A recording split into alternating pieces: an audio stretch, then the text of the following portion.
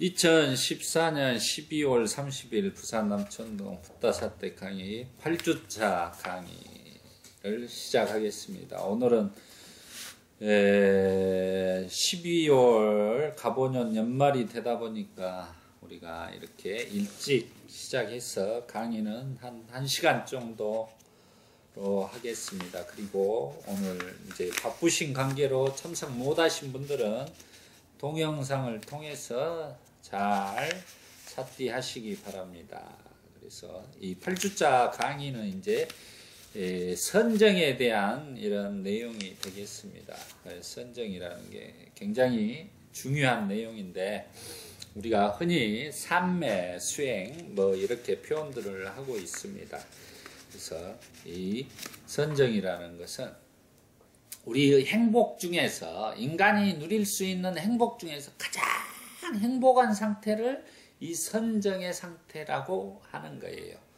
이제 그 맛은 뭐 체험을 해봐야지만 아는 거예요. 우리 부처님이 최고의 궁극의 행복이라 이렇게 표현을 합니다. 이 선정이라는 게. 그래서 이 선정을 가지고 오늘 하고 또 이제 사띠에 대한 부분하고 이렇게 해서 오늘은 공부를 좀 해보겠습니다. 그 내용 중에 이제 보면은 이제 우리가 이 선정의 단계를 구차 재정이라는 말을 쓰고 있어요. 구차 재정 9가지로 이제 순서적으로 이렇게 선정에 드는 단계를 표현을 하고 있습니다. 교리적인 용어로 이제 구차 재정 이렇게 표현을 하고 있습니다. 그 보면은 이제 내용을 한번 보겠습니다. 쌍유타 니까야 36번, 20번 경에 수행승들의 경에서 초선에 대해서 이렇게 이제 설명을 하고 있습니다. 세상의 수행승이 감각적 쾌락을 버리고 불건전한 상태를 버리고 사유와 숙고를 갖추고 멀리 여임에서 생겨나는 희열과 행복을 갖춘 첫 번째 선정에 든다. 이 선정, 첫 번째 선정에 들기 위해서 우리가 먼저 오계를 갖추고 마음을 청정하게 하고 난 뒤에 이제 이렇게 선정에 들 수가 있는 거예요. 그래서 아나빠나사티 수행을 하게 되면 이제 순차적으로 이렇게 초선, 이렇게 첫 번째 선정에 들어가는 것입니다.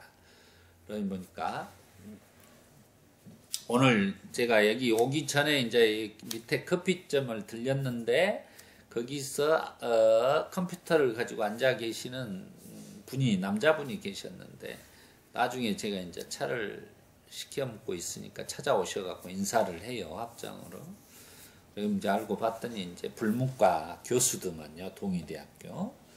근데 그분이 이제 불교에 대해서 관심도 많고 자기도 이제 책을 성철 스님과 아비라 기도라는 책도 쓰시고 그랬더만 그분하고 이제 대화를 하면서 이제 이런 선정에 대한 부분과 그분도 이제 미얀마 가서 수행을 이제 했다고 그래요. 그러면서 이제 그런 선정을 해 보면서 그때 2달 반씩 집중 수행을 하다 보니까 너무나 이렇게 좋았다라는 표현을 합니다. 그것은 이제 그냥 이렇게 우리 한국적인 구조에서 수행을 하다가 이제 거기 집중 수행을 하면서 좋았던 부분을 이렇게 표현을 하고 있는 것입니다.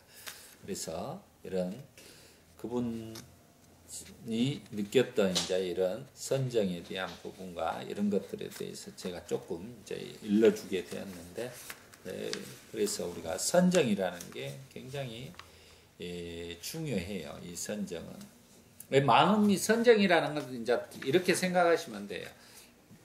마음이 그냥 고요하고 평온해진다는 거죠. 어떤 번뇌, 망상이나 이런 거 없는 상태. 가장 평온하고 평화로운 상태. 그게 이제 선정이라고 이해를 하시면 돼요. 그렇기 때문에 굉장히 이 삶 자체가 행복해지는 거죠. 어떤 아까 말하는 어떤 뭐 문제에 부닥쳐 가지고도 거기에서 평정심을 가지고 그 상황을 관찰하고 해결해 나갈 수 있는 능력이 생기는 거예요. 해인 산매, 해인의 그 제일 초기 단계가 선정의. 그러죠. 산매란 말이 이제 그 말입니다. 해인 산매나 이런 표현들 모든 산매는 그 선정을 이야기를 하고 있다 이해하시면 되겠습니다. 두 번째, 세상의 수행승이 사유와 숙고가 멈추어진 뒤 내적인 평온과 마음의 통일을 이루고 사유와 숙고를 이어 산매에 생겨나는 희열과 행복을 갖춘 두 번째 선정에 든다. 두 번째 선정은 첫 번째 선정에서는 이제 세상의 수행승이 감각적 쾌락을 버리고 불건전한 상태를 버리고 사유와 숙고를 갖추고 멀리 여임에 생겨나는 희열과 행복을 갖춘 첫 번째 선정에 든다 이렇게 표현을 했죠. 근데 버려지는 것이 감각적 쾌락과 불건전한 상태를 버려야지만이 선정에 들 수가 있어요. 그게 이제 핵심이에요. 우리가 불건전한 상태와 불건전한 감각적 쾌락 이런 상태. 그러니까 이제 우리가 먼저 5개를 지키고 또 5가지 장애를 극복을 해야 선정에 들어갈 수가 있는 것입니다. 그래서 선정이 그냥 무조건 앉아있다 해서 되는 것이 아니에요. 그 사전에 그 과정을 극복을 해야지만이 선정에 들어갈 수가 있는 것입니다.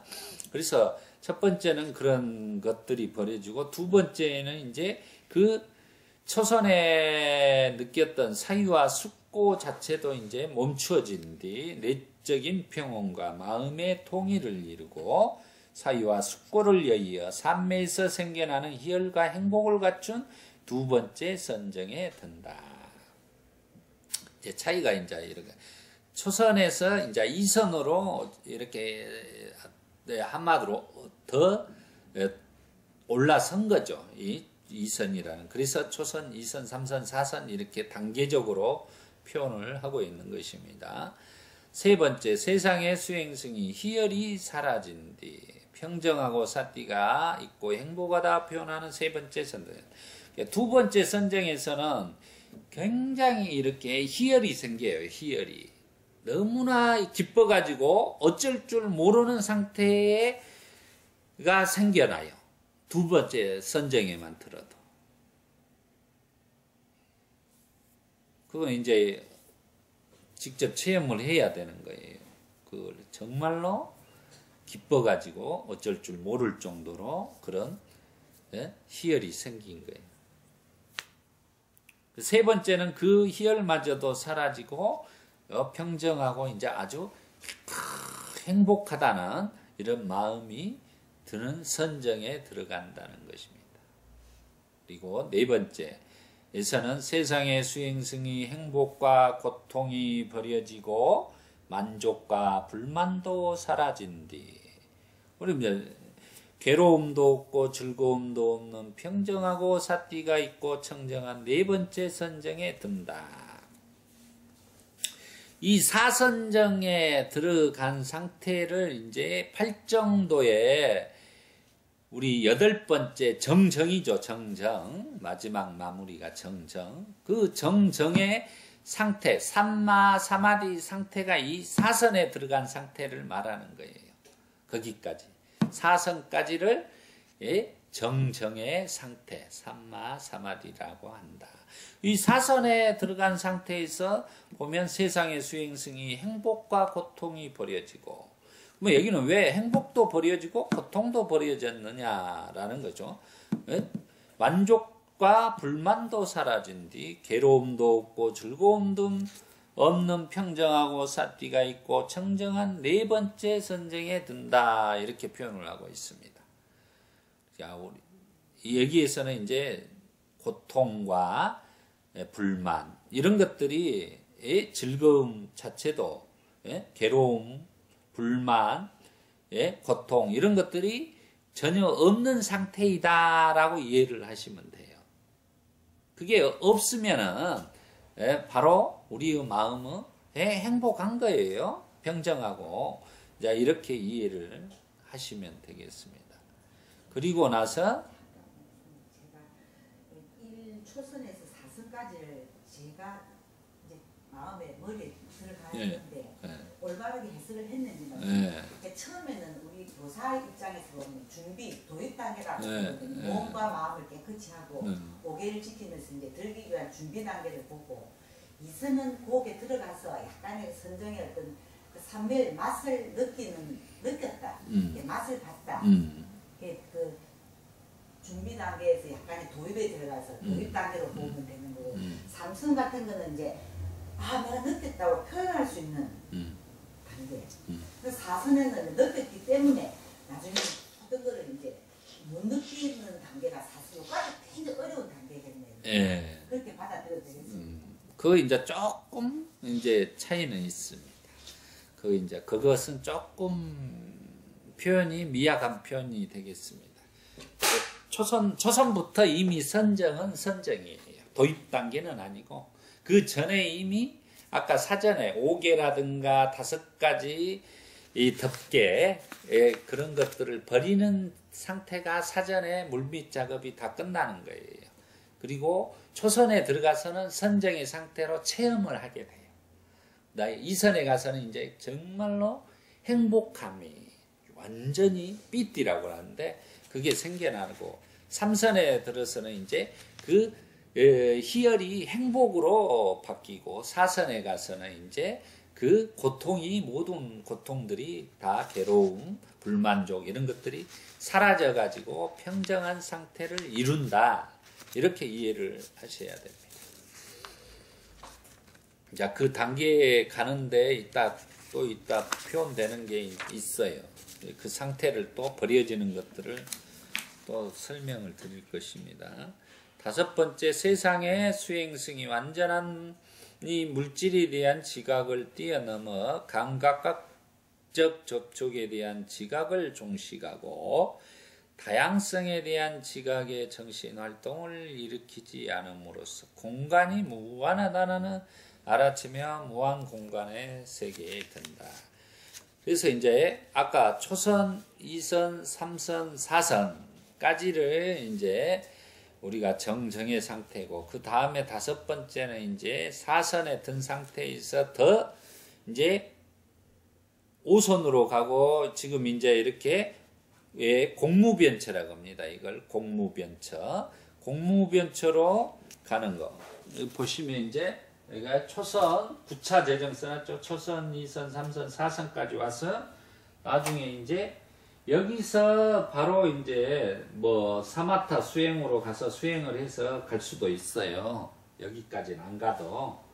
근데 이렇게 이제 삼매를 더 수행을 더 하고 싶으면 이렇게 이제 넘어가는 거예요.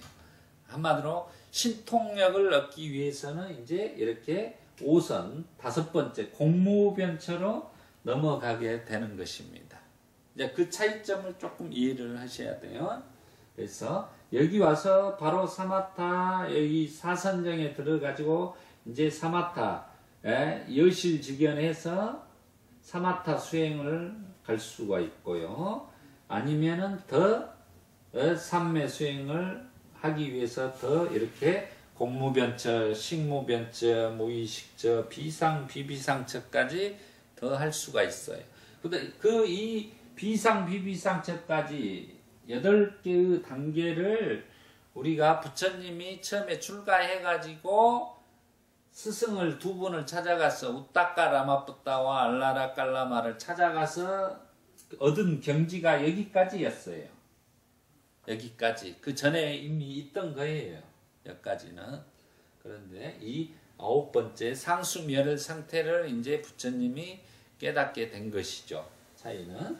그래서 이렇게 9차 재정이라고 9개로 나누어서 이제 이렇게 설명을 하고 있는 거예요. 지금 방금 설명한 데가 이제 바로 공무변처이다. 라고 이해를 하시면 되겠습니다. 이제 공무변처라는 것 자체가 이제 공간이 무한하다는 것을 이제 자기가 의식하는 거죠.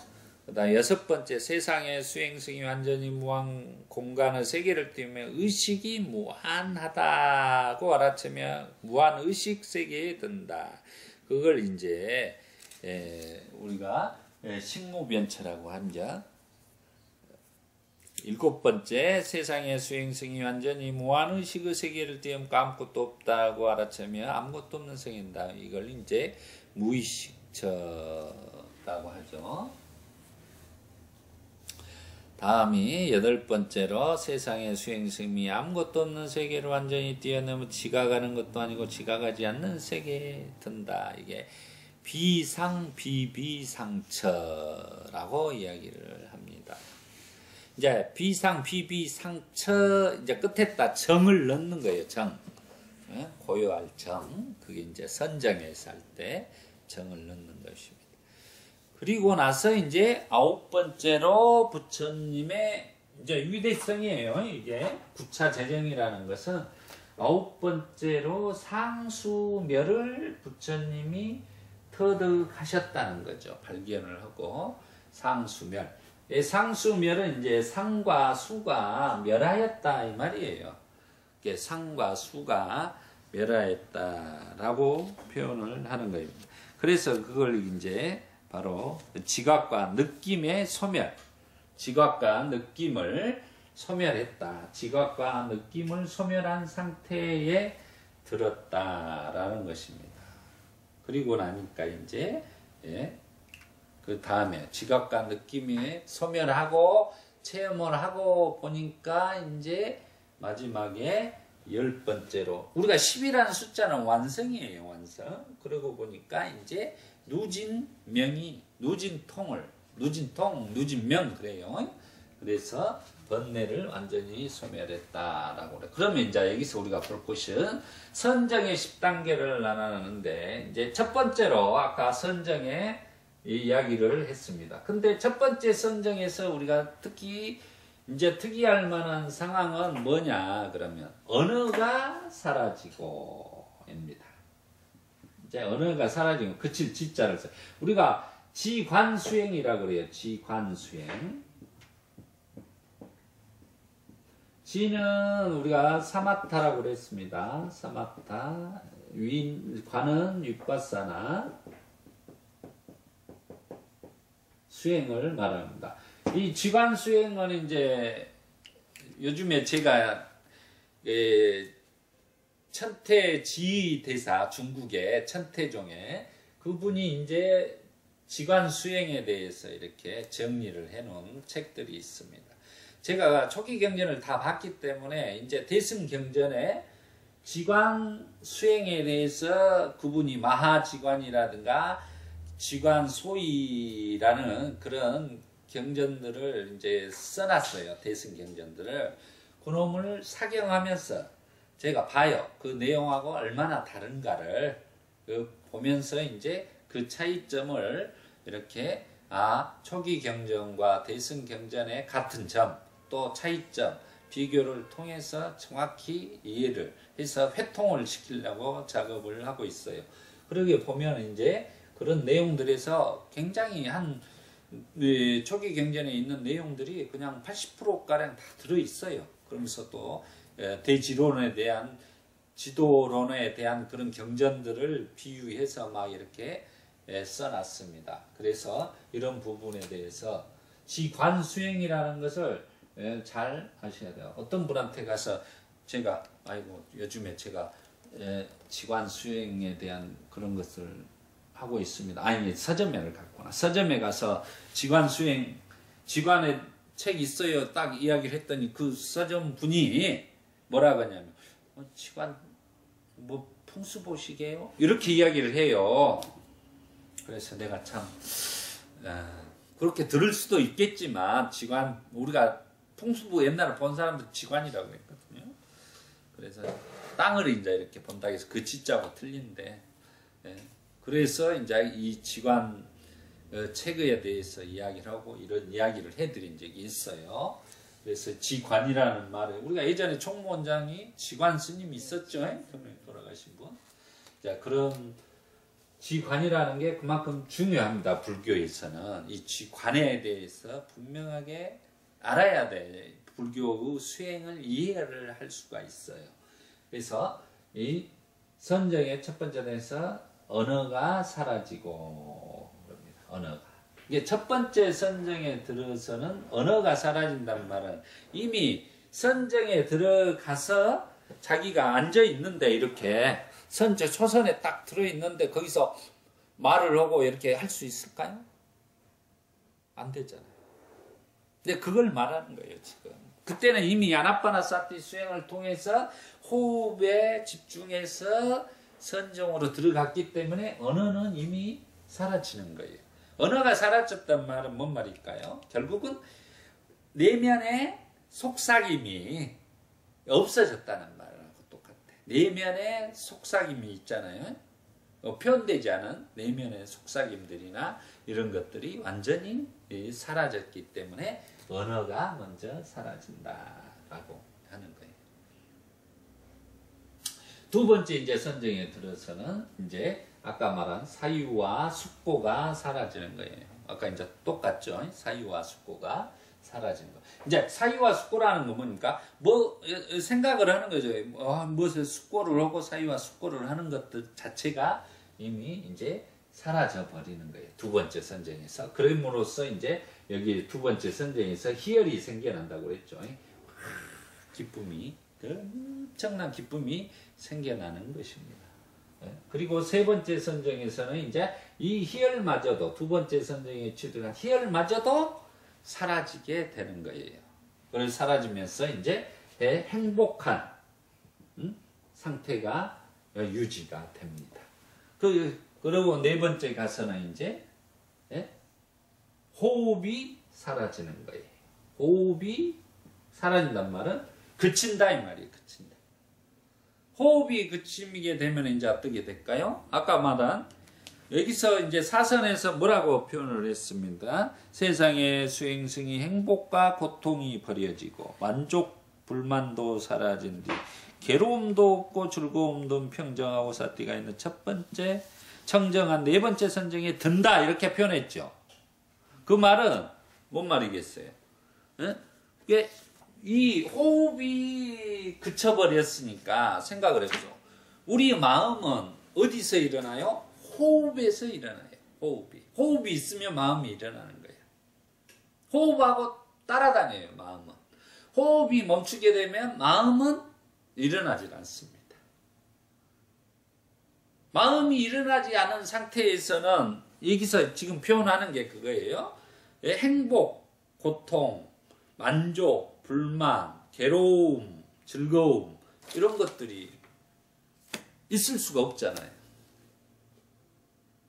호흡이 그쳐갖고 마음이 딱 그쳐버렸기 때문에 그걸 느낄 수가 없죠. 그 표현이에요. 이걸 알아야지만이 호흡이 그쳤다는 이 말 뜻을 알아야지만이 이 내용을 알 수 있는 거예요. 행복도 불행도 그친 상태 넘어서 없고 이렇게 표현을 하는 거예요.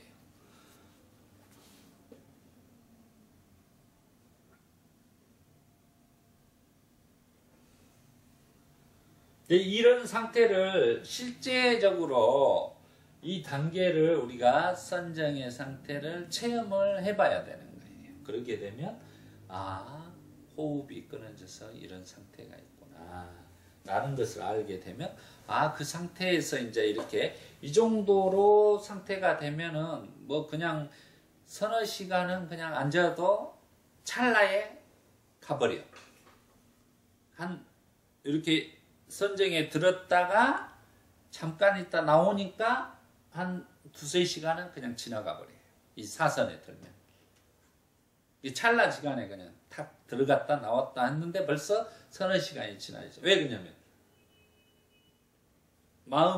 호흡이 그쳐 있어가지고 의식을 못하기 때문에 그래요.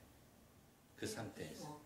화두를 딱 가지고 앉아있으면 선정에 들어간다 이 말입니까 보통? 아니, 그 말은 아닙니다. 우리 호흡에 집중했을 때 이야기입니다. 그 그거 이제 화두는 드는 것은 그렇게 해버리면 안 돼요. 그 화두가 의단을 일으켜서 성성이 있어야지 그게 없어져 버리면 안 되는 거예요. 그것은 화두라는 것은 항시 그놈이 있어야 되는 거지만 이것은 이제 틀려요. 부처님이 말하는 것은 이 상태에서 네 번째 생은 호흡이 그치고 그 다음에 이제 우리가 공부변체에 가서는 물질에 대한 지각이 그치고 그 다음에 식무변체에 가서 무한 공간에 대한 지각이 그치고 그 다음에 비비상처에 가서는 무의식처에 가서는 무한 의식세계에 대한 지각이 그치고 비비상처에 가서는 우리가 무한 의식에 대한 이런 것들이 이제 그치게 되는 것입니다. 그리고 나서 이제 9번째 상수멸에 가서는 지각과 느낌이 이제 사라지게 되는 거예요. 이 상수멸 상태는 이 지각과 느낌이 사라진 상태라는 것은 한마디로 이 정멸의 자리예요. 정멸의 자리. 선정으로 보면 이제 정멸이라고 그래요. 여기를 정멸. 한마디로. 자기 자체가 이제 완전히 다 없어져 버리는 상태예요. 이 상태는. 뭐 느낄 것도 지각할 것도 전혀 없으니까. 그럼 득도했던 날 딱 올라다가 갑자기 득도했다면 선정액이 1단계부터 쭉 와서 하는 게 아니고 어느 날 1단계에서 딱 뛰어서 득도하는 그런 케이스는 아니 없습니다. 부처님은 분명히 이 단계를 그래서 설명을 해요. 초선, 2선, 3선, 4선, 5선 이렇게 해서 쭉 들어요. 여기 4선까지 가서 여기서 이제 딱 깨닫게 되고 또 여기는 이제 신통의 부분이에요. 여기까지는 비상, 비비상처까지는 8단계는 여기 신통에 관한 부분이에요. 한마디로 양면으로 닦는다 그래. 첫 번째 이렇게 닦아도 되고 여기까지 닦아도 되고 이제 그 양면 해탈자 이런 표현을 해요. 경전에서는. 이게 이제 신통력을 닦기 위한 방법으로 이제 삼매 수행을 더 하는 거고 여기서 바로 이제 여기는 건너와서 윗바사나 수행을 바로 해 가는 것입니다. 이 단계에서. 그러면 첫 번째 선정에 들어서 이렇게 해서 윗바사나 수행을 통해서 깨닫을 수도 있고요. 지혜를 통찰지로. 두 번째도 되고 세 번째도 되고 네 번째까지 와서 해도 되고 그렇지만 이렇게 순차적으로 와서 해야지만이 조금 더 낫다는 거죠. 그래서 여기는 할 수도 있고 안 할 수도 있고 그렇다고 이해를 하시면 됩니다. 그래서 이렇게 이 사선에 드는 것이 정정에 들어가는 것이 아주 중요해요. 상수멸 상태의 지각과 느낌이 여기 호흡이 그친 상태에도 그지 비슷한 유사성을 가지고 있는 것입니다. 호흡이 그친 상태에서도 자기를 자기 자신이 이미 이제 느낄 수가 없는 상태니까 그 상태에서 아까 같이 행복과 불행, 만족과 불만족, 괴로움과 즐거움도 사선에 가서는 못 느낍니다. 마찬가지로 상수멸에 가서도 상과 지각과 느낌을 느낄 수가 없는 멸한 상태가 되는 것입니다. 그래서 선생님 뭐 인도에서 이렇게 우리 영화 같은 거 보면 숲속에서 이렇게 선정에 들어가지고 있잖아요. 네. 호흡을 하면서 하는 걸 느끼지 않아요. 이 말인가요? 호흡을 해가지고 이 생명이. 네, 호흡을 쭉 해서 대상이 있어야 되니까. 호흡을 하는데 하는 걸 느끼지 않아요. 예. 호흡을 하면서 나중에 호흡을 하되 그건 이제 사선에 들었을 때 이제 이 상태 호흡이 그치는 거죠. 처음에는 그렇게 안 되죠. 그거 이제 결과론적인 이야기야. 우리 언어는 결과론적으로 호흡을 하되 호흡을 그쳐라 하면은 이 말을 하는 거예요. 호흡을 처음에 잡고 들어가서 사선에 가라 이 말을 표현을 해준 걸 그렇게 함축해서 표현을 그냥 하는 거예요. 예, 우리가 생각을 하되 생각 없는 생각을 하라 이런 표현을 계속 하잖아요. 대승에서는 이제 그런 말들이 다 그런 말 뜻이야. 그냥 이 말을 어떻게 보면 궤변 같지만 실은 맞는 말이에요. 우리가 생각을 하되 번뇌 망상이 없이 삿띠로만 하면은 생각을 하는 거예요. 그냥 그 대상에. 근데 이제 생각을 하되 자기가 그 번뇌망상에 빠져서 생각을 마음을 일으키면 이제 그건 번뇌망상이 되는 거고, 사띠로서 딱 그 대상에 대해서 알아차림하면서 살아가면 이제 생각이 없는 상태에서 하는 거다, 이렇게 표현을 하는 거예요. 왜냐하면 사띠가 있는 상태에서는 한마디로 열반의 상태와 똑같은 것이기 때문에 그래요. 그 상태 자체가. 그런 이제 문자적으로 표현하는 것들에 대해서 이렇게 변증법적으로 표현들을 많이 하지요. 그러니까 선생님 죄송하지만 타교가 불교가 어렵다고 반박할 때 그걸 바로 그걸 대답을 이 절에 간다니까 말해봐라. 생각 없이 생각을 하라. 그리고 그게 무슨 말이 안 된다. 이렇게 말을 하면 우리가 생각을 하되 생각을 내려놓고 하라 하면 그거를 참 설명을 할 방법이 좀 너무 어렵더라고요. 예, 그렇죠. 그러니까 그걸 누구 불교라는 그런 말이냐. 예를 들어 예수교 같으면 나를 믿어라. 뭐 그리 하면 너가 행복해. 그러니까 딱 어떤 걸 들어서 말을 하는데 너무 뭐 부처님은 미래의 부처님가 있고 뭐 과거 부처가 있고 뭐 어쩌고 이렇게 하면 저희 같은 경우는 이 얇은 생각에 뭔가 좀 가르쳐주고 싶은데 정리가 안 되니까 야 그거는 생각을 하되 생각을 이렇게 하면 그게 이게 좀 불교를 쉽게 받을 수 있는 그게 참 아쉽다 그래야 되나요? 네, 그렇죠. 이 선정을 어떻게 설명할 수 있는 거예요? 선정은 이제 자기가 고도에 집중을 해서 한 호흡을 끝까지 이렇게 보다 보면 호흡이 미세해져요. 미세해지다가 이 호흡이 미세해지다 딱 멈추게 돼버려. 호흡이 안 죽어요. 근데 안 죽어. 그러면 호흡이 딱 그치게 되면 마음도 쉬게 되죠. 그러면 무엇이 할까요? 몸으로 호흡을 다 해요. 그건 걱정해요. 그래 두려워서 이제 그렇게 다시 나와버리고 하다 보니까 이 호흡이 그친다 이 말 표현을 못 알아먹는 거예요.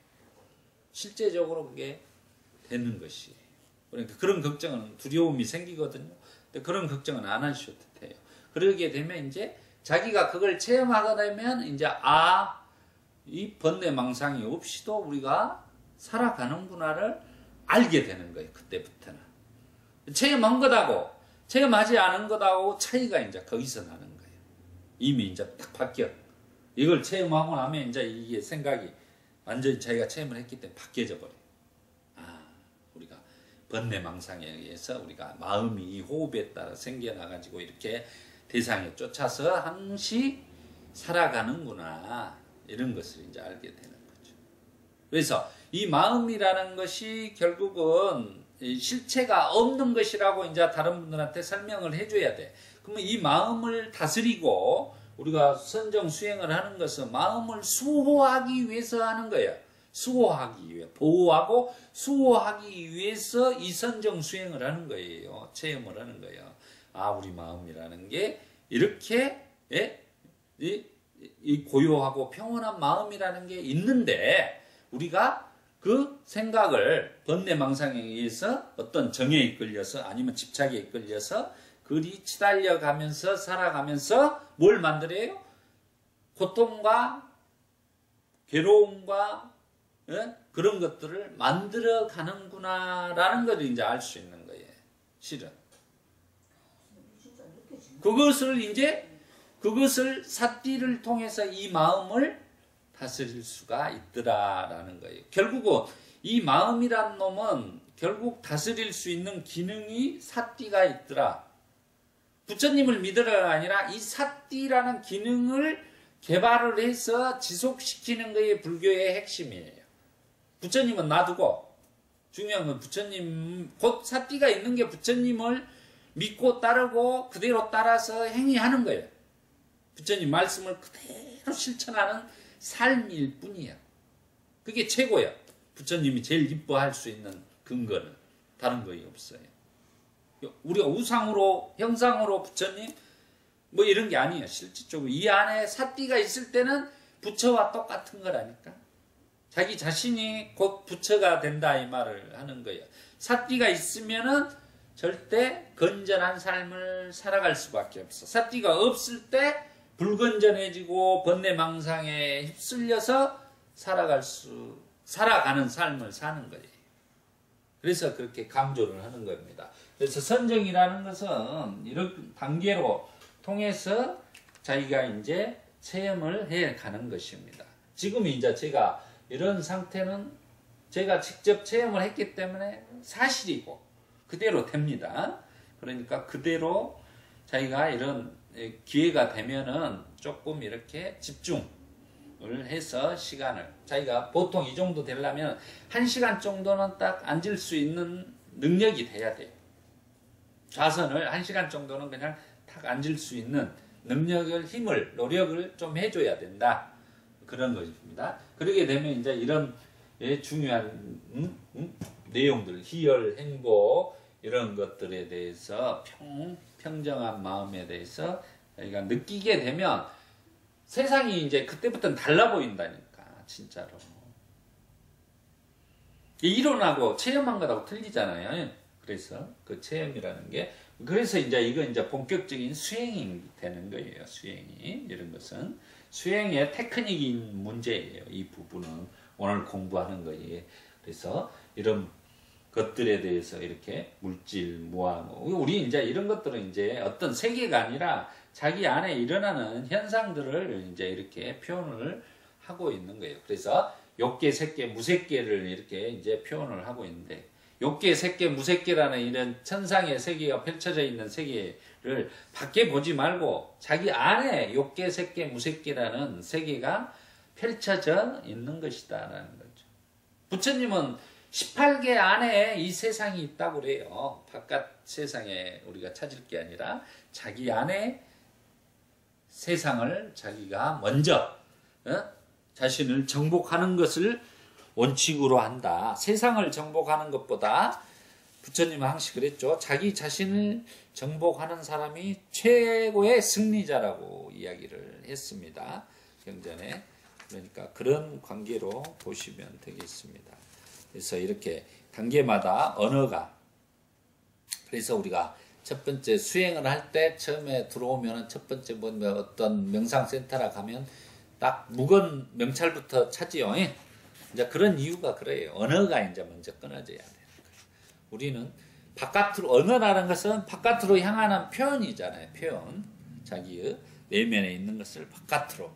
그러니까 대부분 우리는 이제 살아온 삶이 바깥으로 치달려가는 삶을 살아온 거죠. 근데 자기의 내면으로 이 내용은 내면으로 돌아오라 이 말이에요. 결국은 선정은 내면으로 돌아와서 자기 마음을 관찰하고 삿디하면서 그 느낌들을 단계별로 느끼게 되면 보물이 여가 자기 안에 숨어 있는 것을 알게 된다는 겁니다. 결국은 보물은 자기 안에 있어요. 밖에 있는 게 아니에요. 밖에 찾아서는 안 됩니다. 그래서 이런 단계를 설명을 하고 있는 것입니다.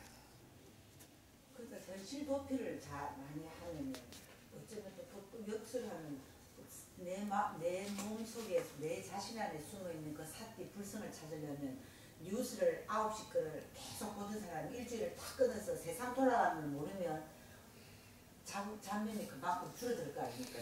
당연하죠. 그러니까 저리로 가는 거는 내가 내 불성을 찾기 위해서 친구 만나는 좀 줄여야 되고 쓸데없는 어떤 뭐 그런 걸 줄이려면 현실 도피를 해서 가는 것이 제일 좀 빠른 방법이 되겠네요.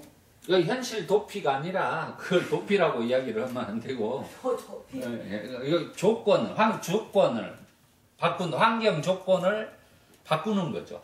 그렇게 표현을 해야지 도피라는 말은 우리가 잘못된 표현이에요. 우리 불교를 현실 도피적으로 생각을 하는데 절대 그런 건 없습니다. 가장 현실적인 것이 불교의 수행이에요. 왜 그러냐면 자기의 괴로움을 드러낼 수 있기 때문에 가장 현실적이라는 것이죠. 그래서 부처님이 이제 이 내용에 보면은 이제 넘겨보세요. 넘겨보면 우리가 페이지를 안 해놨구나. 부처님은 오직 고와 고멸에 대해 말씀하십니다. 그래서 사띠가 중요합니다. 그 내용이 있습니다. 넘겨보세요.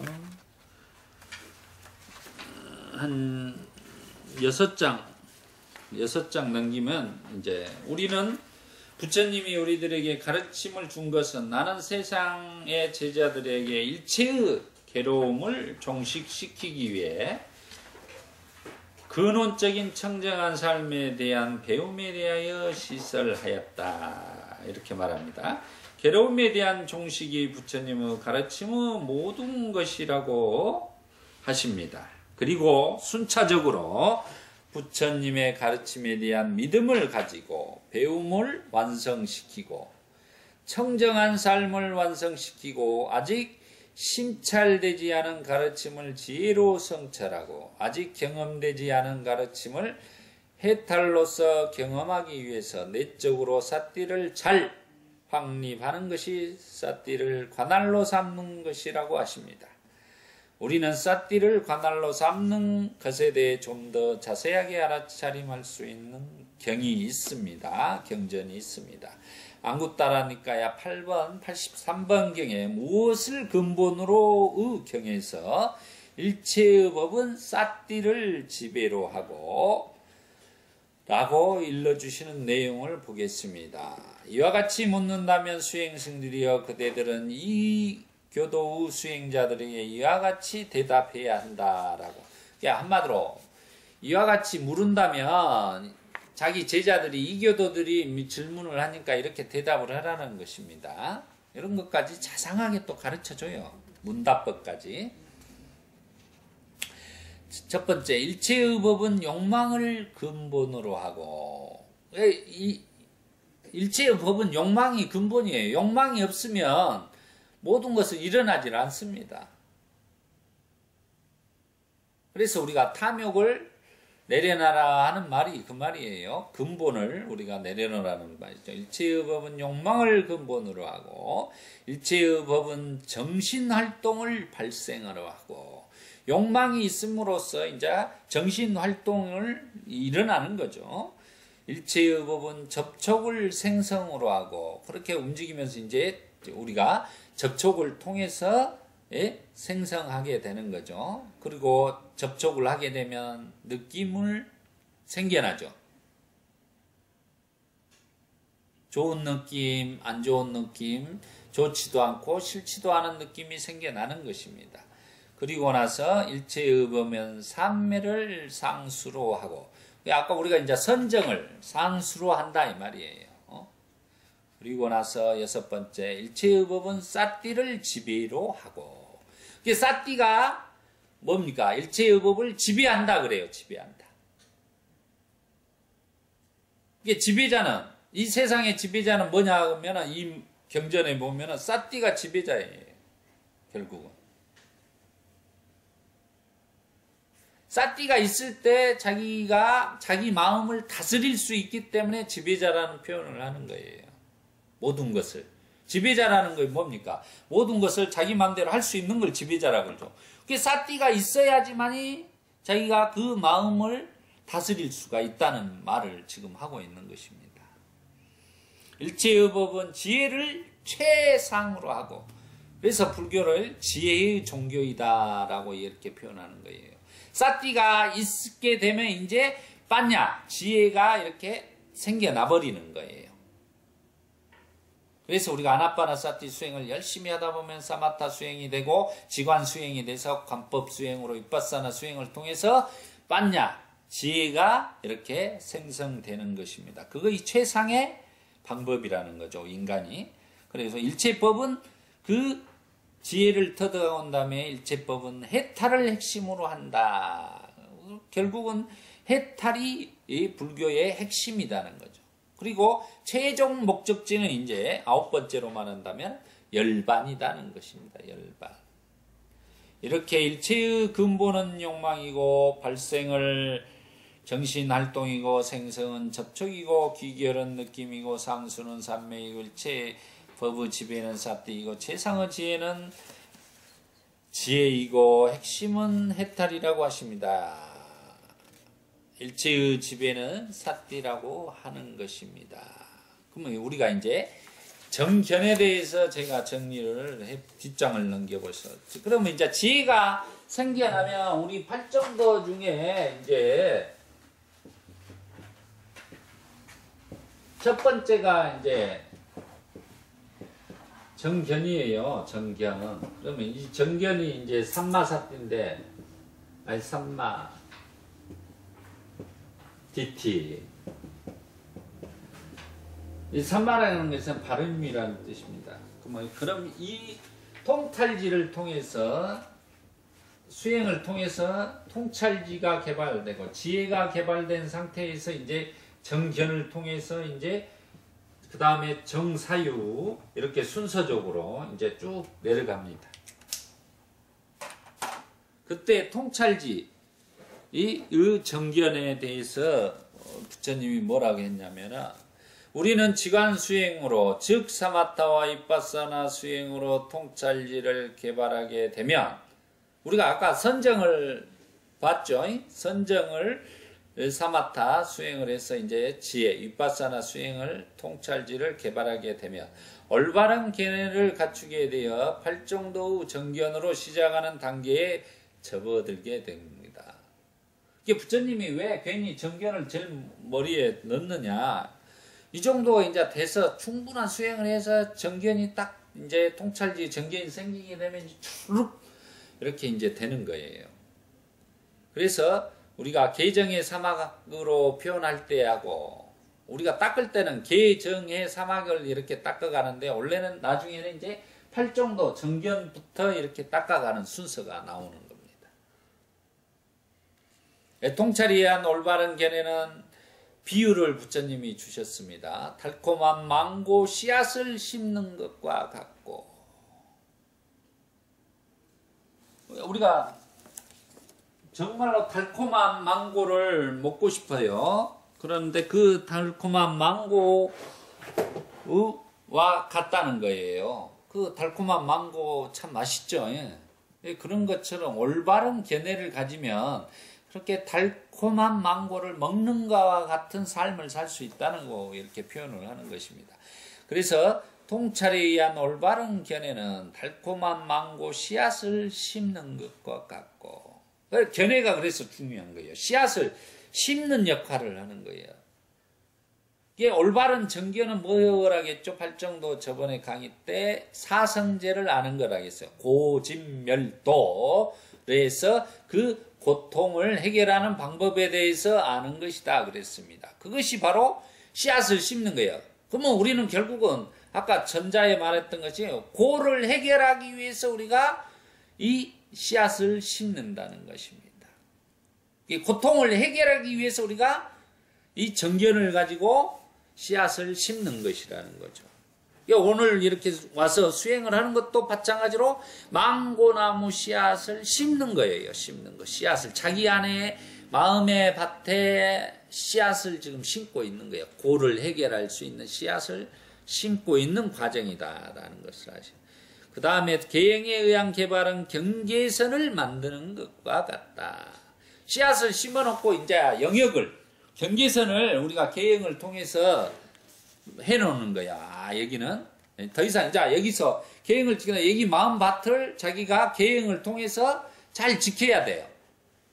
왜 잘 지키지 못하면 이 마음에 뿌려놓은 씨앗이 훼손돼 버려요. 그러겠죠.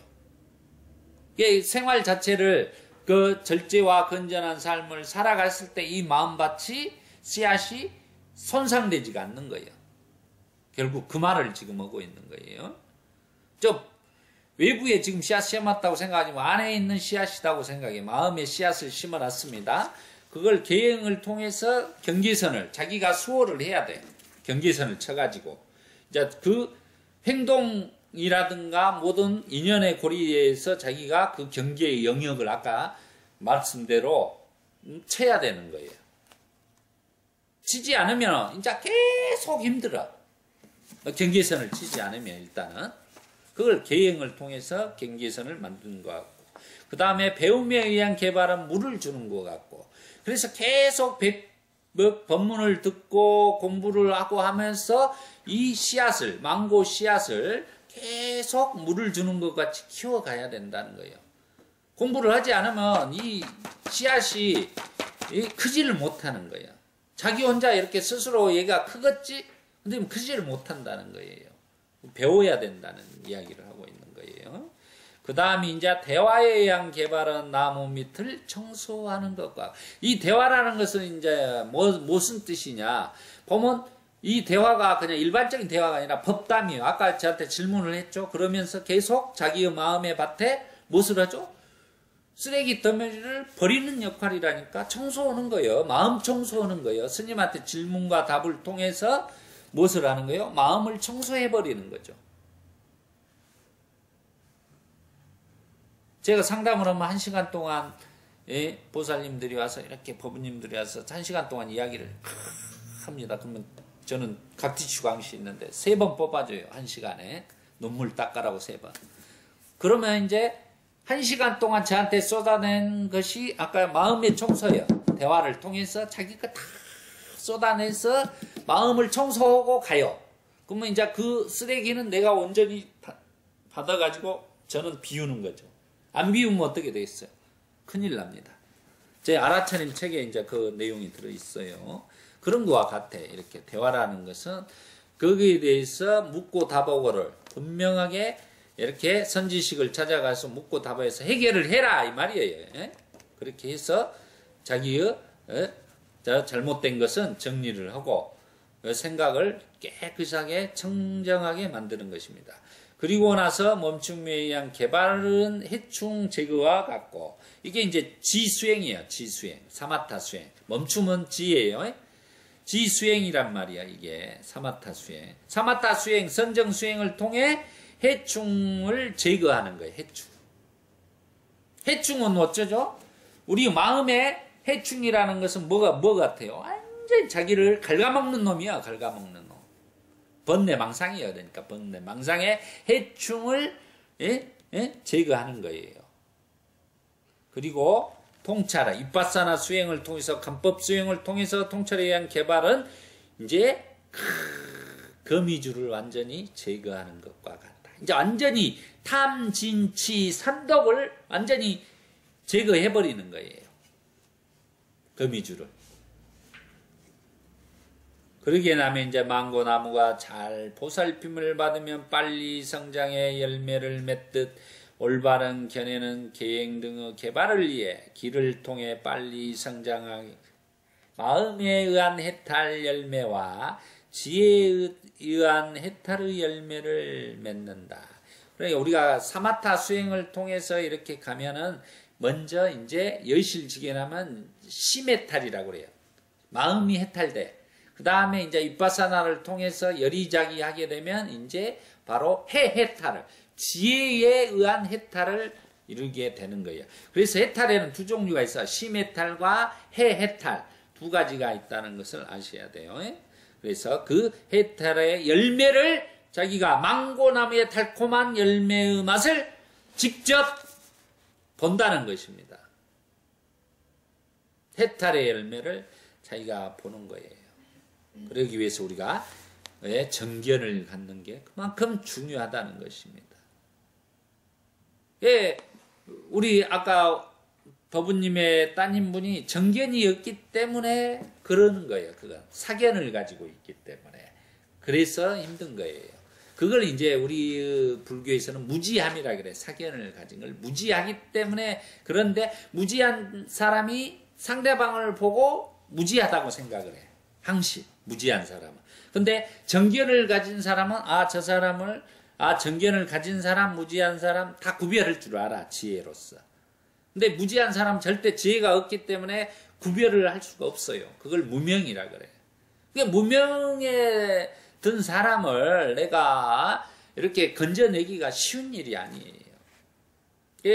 10사람의 봉사 장님의 나라에 가서 내가 눈뜬 자라고 아무리 말해도 그 사람들은 미친놈이라고 한다 이 말이야. 똑같은 거예요. 거기에 대해서 그렇게 한다고 될 일이 아니다는 것입니다. 그분들이 직접 눈을 떠야 그렇게 아는 거예요. 아무리 여기서 그걸 노력을 해서 한다고 해서 되진 않는다는 거죠. 그래서 부처님도 구제 안 될 중생은 구제할 수 없다. 그런 내용이 경전에 한 대목이 나와요. 그 대목이 어떤 대목이냐면 아난다 존자가 자기의 이제 아는 사람, 좀 좀 이렇게 친분 관계가 있고 좀 불쌍하고 이 사람을 좀 너무 무지해서 조금 부처님 만나면 자기 능력으로 안 되니까 또 어떻게 만나보면 딱 열리지 않을까라 생각하고 그냥 간청을 해요. 얼마나 간청을 해요. 그냥 부처님 그때마다 저 사람은 안 된다.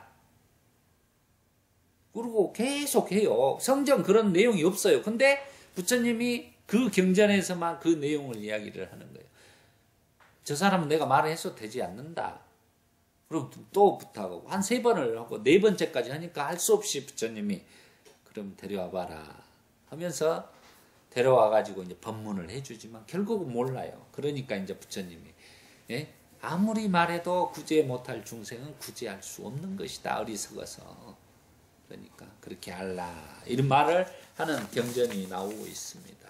그런 것과 똑같아요. 그래서 모든 답은 우리가 이제 부처님이 그 수많은 삶 속에서 인간의 심리에 대해서 의왕이에요. 심리의 의왕. 모든 인간의 마음에 대해서 다 이야기를 해놨습니다.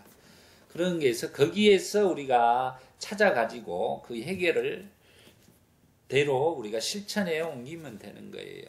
에너지를 쓸데없는데 많이 낭비하면 노화만 합니다. 노화. 우리가 스트레스 받아서 결국은 빨리 늙어. 어떤 일에 대해서 역경이 왔을 때 사람이 이런 경우가 있어. 어떤 사람이 친구였는데 한 5년을 안 봤는데 갑자기 보니까 바싹 늙었어요. 그때 봤더니 5년 동안 이 사람이 어떠한 문제에 대해서 고민을 하다 늙어버린 거예요. 그것을. 근데 그렇게 한다고 해서 해결이 되진 않아요. 결국 자기가 그 해결책이라는 것은 그럴 때 이제 좀 그것들에 대해서 그대로 받아들이는 마음이 있어야 돼요. 수용을 하고 받아들이고 거기에서 삿띠를 가지고 내려놓을 건 내려놓고 과감하게 이 판단을 빨리 해야 되는 거예요. 아닌 것을 저 사람은 안 해주려고 하는데 아주 오기로 해서 뭔가를 성취해내려고 하면서 노력하고 막 어리석게 수단과 방법을 하는데 되지는 않습니다. 예, 오늘 우리가 이제 선정을 통해서 보게 되는 것들이 이제 그런 거예요. 예?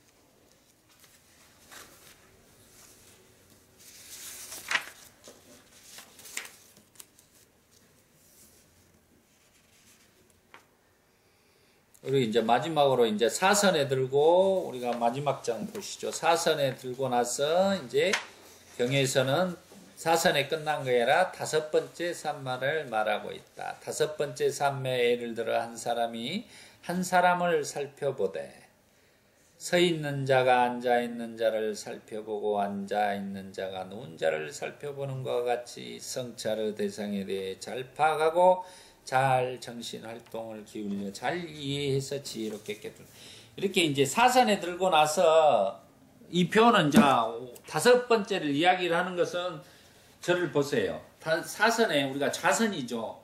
행주자와 그래요. 행주자와 우리가 이제 이 마무리로 이제 우리가 선정을 하면서 행주자와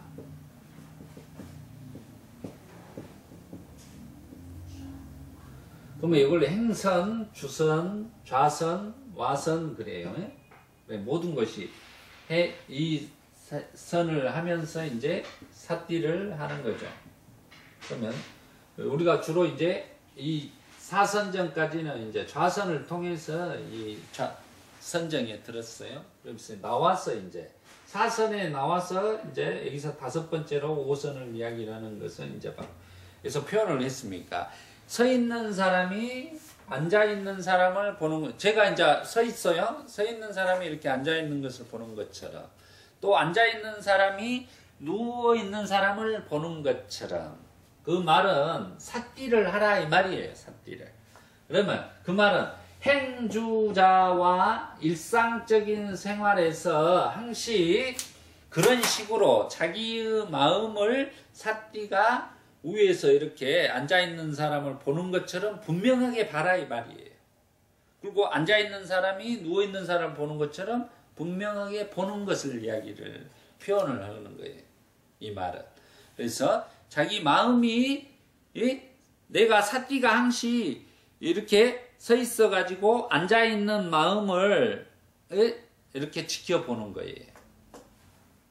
이 표현을 지금 해주는 거예요, 부처님은.